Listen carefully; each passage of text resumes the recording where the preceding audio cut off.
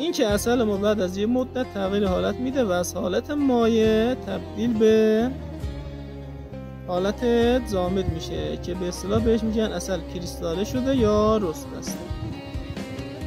دو عامل مهمی که در رس بستن عسل نقش مهمی داره، یکیش مربوط به پوشش گیاهی منطقه‌مون هستش. اگه شهد پوشش گیاهی منطقه‌مون دارای گلوکوز بیشتری باشه، اون عسل زودتر رس میبنده. گلوکوز چی هستش؟ گلوکوز همون قند مفیدی که داخل عسل هست. دومینم مربوط به خود زنبور میشه. ببین زمانی که زنبور از چرا برمیگرده یا تغذیه در اختیار زنبور قرار میگیره، عسل با زنبور با اضافه کردن آنزیم دیاستاز به این شهده باعث میشه که عسلمون بعد از یک مدت استخراج از موم حالت کریستاله به خودش بگیره و یواش یواش رس ببنده. حالا بعضیا ممکنه عسلی که به این حالت در اومدن رو نتونن مصرف کنن، یعنی باب میلشون نباشه عسلی که رس میبنده رو مصرف کنن.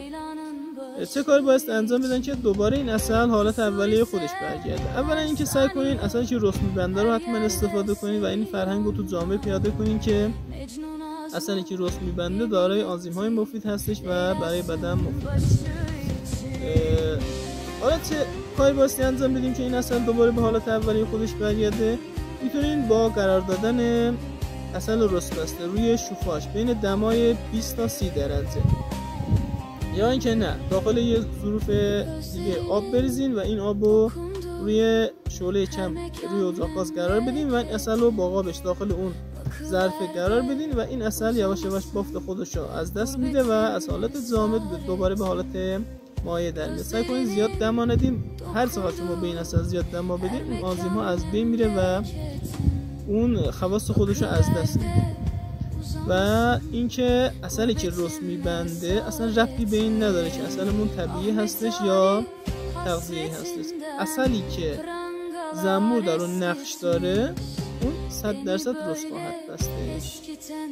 سعی کنید عسلی که از زنبوردار میخرید اون زنبوردار مطمئن باشه. اگه زنبوردار مطمئن باشه، مطمئن باشین که اون عسل هم اصله و با زنبور در ارتباط. موفق باشید.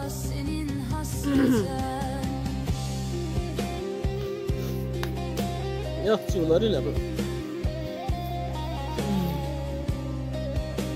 Ağzına sıçayım. Uyumadı ki ben.